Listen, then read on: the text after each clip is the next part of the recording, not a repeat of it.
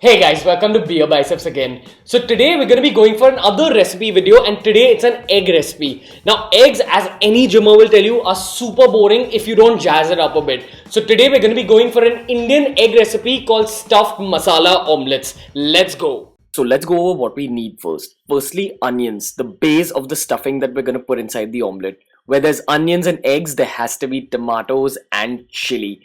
Chili, as usual, I've taken a lot, but you can even skip this if you want. Next, coming to cumin seeds, which I feel give a really nice underlying flavor. I've just taken about half a teaspoon, and then a teaspoon of Garam Masala, my favorite Punjabi flavor. Next, coming to 3 beautiful whole eggs with the yolk. No yolk equals no flavor and no nutrition, baby. So let's start the cooking process with starting on the masala that we're going to stuff inside the omelette. So I've just taken a bit of ghee, super hot cast iron wok to give some of that amazing cast iron smoky flavor.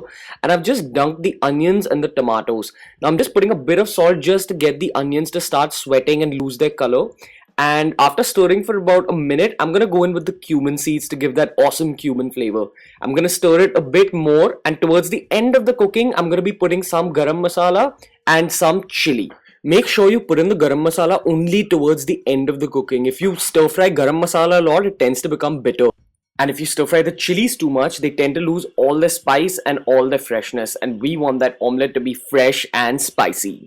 Once we're done with the masala, I'm just going to take 3 whole eggs, break it like this, and make sure you get the yolk in there. Remember, yolk equals nutrition and yolk equals flavor. Even if you have a few extra calories with the yolk, it's worth it. So just season it with a bit of salt, a bit of pepper, and then just start whisking it up with a fork like this. Make sure you whisk it up well. Make sure you incorporate a lot of air into that egg, because the more air there is, the fluffier your omelette will be. So whisk it up really well. Okay, so you start the cooking process with pouring a generous amount of ghee on your non-stick pan. Now, I know I've taken a lot here, but that's for 2 reasons. 1, it's my bulk season and I'm trying to get all the calories I can get. And 2, because my non-stick pan isn't really non-stick anymore. But you can do this exact recipe with very little oil. Just about 1 teaspoon will do. Okay, so you keep heating the pan on a high flame until the oil loses its thickness and becomes thin. And that's when you lower the flame like this. At this point, you can go in with your egg wash. Now, when you pour the egg wash onto the pan, you should hear a sizzle. That's what you should be looking out for. And then you just let it sit on that low flame for about 2 minutes.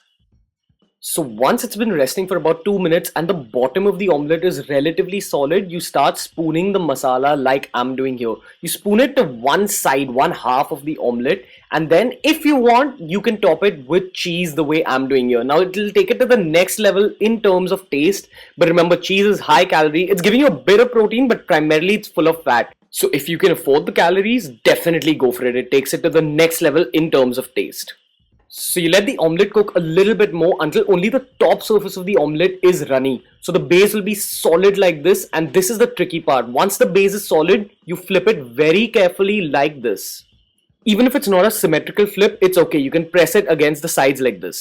The final step in the cooking process is to just cover the omelette like this and let it remain on a super low flame for about a minute or a minute and a half. This cooks away all the runniness, melts all the cheese, and combines all the flavor beautifully. You can serve this gorgeousness with some toast on the side, some sauce, and top it with a bit of coriander. And if you want to impress somebody, you can split it open like this and serve it restaurant style. This is just beautiful, high protein gorgeousness. Hey guys, I hope you all liked today's video. If you all did, make sure you give it a thumbs up, leave a comment, and remember to subscribe to BeerBiceps. If you want to follow my personal fitness journey, you can follow me on Instagram at BeerBiceps, on Twitter at BeerBiceps93, and my Snapchat ID is ranveer.1693. That's my Facebook page, so make sure you give that a like as well. So until next time guys, from Ghee and BeerBiceps, see you. Ghee, say bye. Say bye. Say bye, bye, bye, bye, bye, bye, bye, bye.